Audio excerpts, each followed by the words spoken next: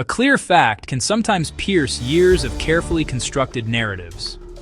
On October 13, 2025, one such fact aired on Russian state television. The source was not a foreign critic or an opposition figure. It came from Vladimir Solovyov, one of the Kremlin's most prominent hosts. Night after night, he delivered fiery declarations of Russian superiority. But this day, his tone was different. Somber, resigned. He looked into the camera and told his audience, "Ukraine will never fall." For a mouthpiece who promised imminent collapse, this was a stunning reversal. Vladimir Solovyov is not an isolated voice in this shifting landscape. Russian newspapers once shouted certainty. Now the tone is more restrained. A growing chorus of doubt is emerging from pro-war circles. Figures once aligned with the narrative now voice concerns. Tatiana Montyan warned of severe manpower shortages. She said another wave of mobilization may be necessary. These admissions highlight a fundamental weakness. Pavel Gubarev spoke of incomparably heavy losses. He said the situation is tantamount to defeat. He argued Russia lacks capability to achieve its goals. A stark departure from the early unity of message. Earlier rants sounded like calls to action. Now, acceptance. When trusted voices contradict the line, doubt spreads. To truly grasp the current state of the conflict, it's essential to look beyond headlines and examine the facts on the ground. The story of Ukraine's military is one of the most dramatic transformations in modern history, a journey from near collapse to formidable strength. Let's rewind to 2014. On paper, Ukraine's army numbered around 130,000 personnel. But this figure was deeply misleading. In reality, years of systemic underfunding and neglect had hollowed out its capabilities. When conflict first erupted in the Donbass, perhaps as few as 6,000 troops were genuinely combat-ready. The rest were a barracks army, ill-equipped and unprepared for modern warfare. The equipment situation was dire. An estimated 75% of the military's hardware was decades old, much of it inherited from the Soviet Union and poorly maintained. This meant that out of a vast inventory, only a handful of tanks were actually operational. The Air Force was in a similar state of disrepair, with just 15% of its combat aircraft considered airworthy. But the shock of 2014 became a catalyst for profound change. Between then and 2022, the military was completely transformed. A renewed national focus, coupled with extensive Western training programs, began to professionalize the force from the ground up, instilling NATO standards and modern combat doctrines. However, the most dramatic growth came after the full-scale invasion in 2022, triggering a nationwide mobilization on an unprecedented scale. Today, Ukraine's armed forces number roughly 1 million personnel, making it one of the largest and most experienced armies in Europe. These are not the conscripts of the past. They are battle-hardened soldiers who learn and adapt daily on a dynamic and technologically advanced front line. This million-strong force provides the strategic depth needed to hold extensive front lines, conduct complex operations, and crucially to rotate troops to prevent exhaustion. Russia is no longer facing the army of 2014. It is facing a fully mobilized nation where the lines between civilian and soldier have blurred in a united defense effort. Forging a fortress, the rise of Ukraine's defense industry. Domestic industry is the second pillar of strength. Foreign aid matters, but Ukraine is building its own tools of war. At the war's start, it produced about 10% of its weapons. Now, reports indicate roughly 60% are Ukrainian-made. Ambitions aim even higher in the coming months. Quantity and quality are rising together.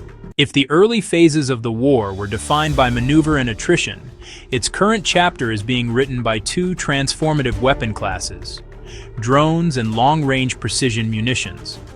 These technologies have fundamentally altered the battlefield, shifting the calculus of power and reach for both sides. In response to the invasion, Ukraine didn't just acquire drones. It built a drone army at scale. A sprawling ecosystem of state-backed programs and private ventures emerged, creating a torrent of unmanned systems. These drones are famously cheap, often costing just a few $100s, making them expendable yet highly effective. They are also incredibly adaptable and domestically produced, insulating Ukraine from the supply chain vulnerabilities that can plague more complex Western systems. On the front lines, these first-person view, or FPV drones have become the bane of Russian forces. They devastate high-value targets like tanks, armored vehicles, and critical radar systems. They also relentlessly hunt troop concentrations, forcing a dispersal that complicates conventional military operations. The sheer scale of this effort is staggering. With sufficient funding, Ukrainian production capacity could soon reach an astonishing 8 to 10 million drones per year. This industrial mobilization has had a profound impact. Some battlefield estimates now attribute up to 80% of recent Russian casualties directly to drone attacks, a statistic that underscores a tectonic shift in modern warfare. But the strategy extends far beyond the front lines. Alongside the tactical swarms, a campaign of long-range strikes is designed to weaken Russia from within, targeting its economic engine. In 2025, oil refineries became prime targets. These facilities are crucial, providing both fuel for the Russian military and a primary source of export revenue. At their peak, the strikes reportedly crippled nearly 40% of the country's refining capacity, forcing Moscow to halt gasoline exports and contend with domestic fuel shortages. This death by a thousand cuts strategy is enabled by a new generation of domestically produced missiles. From the upgraded Neptune to the new Flamingo long-range cruise missile, Ukraine's strike capabilities are expanding dramatically. These systems now put strategic targets deep inside Russia, even as far as Moscow, at risk. The war is no longer geographically confined to the battlefield in Ukraine. With the ability to project power hundreds of kilometers into Russian territory, Kyiv has a powerful new tool.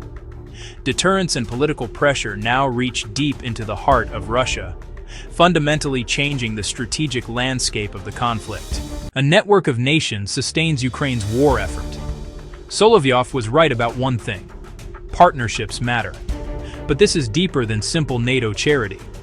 Allies are woven into production and procurement, a resilient, decentralized system hard to disrupt. Redundancy keeps production alive after strikes. Joint ventures and advanced procurement keep flows steady.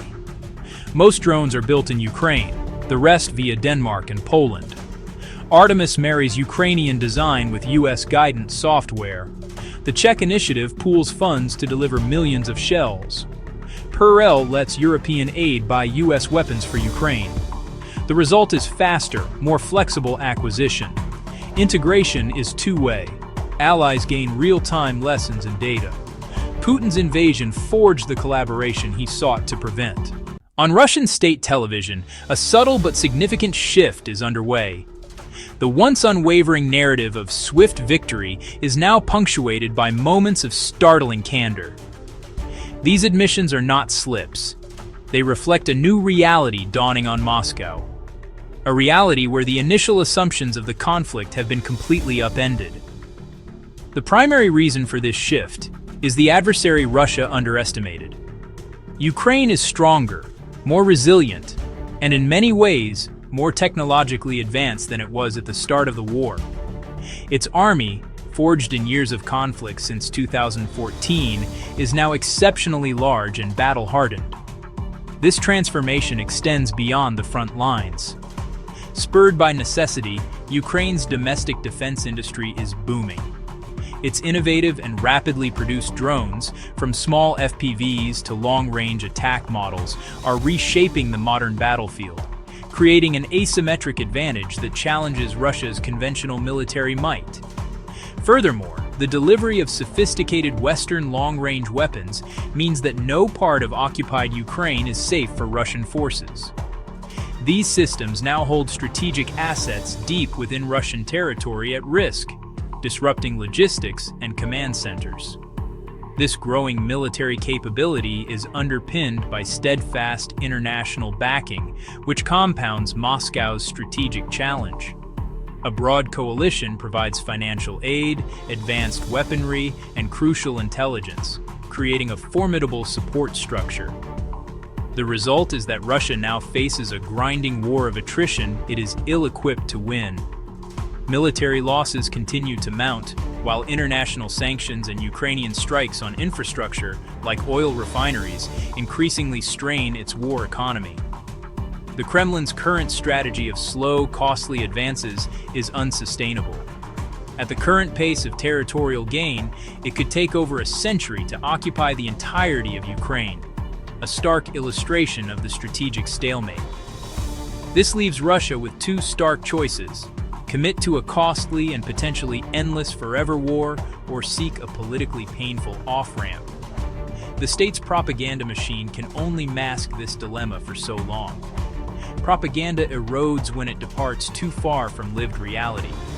Every new casualty report and every drone strike on Russian soil creates cracks in the information fortress, weakening public support and straining the Kremlin's authority. Meanwhile, a more unified and determined West rises as Russia's own regional influence begins to wane. Forged in the fire of invasion, Ukraine endures, its sovereignty hardening with each passing day.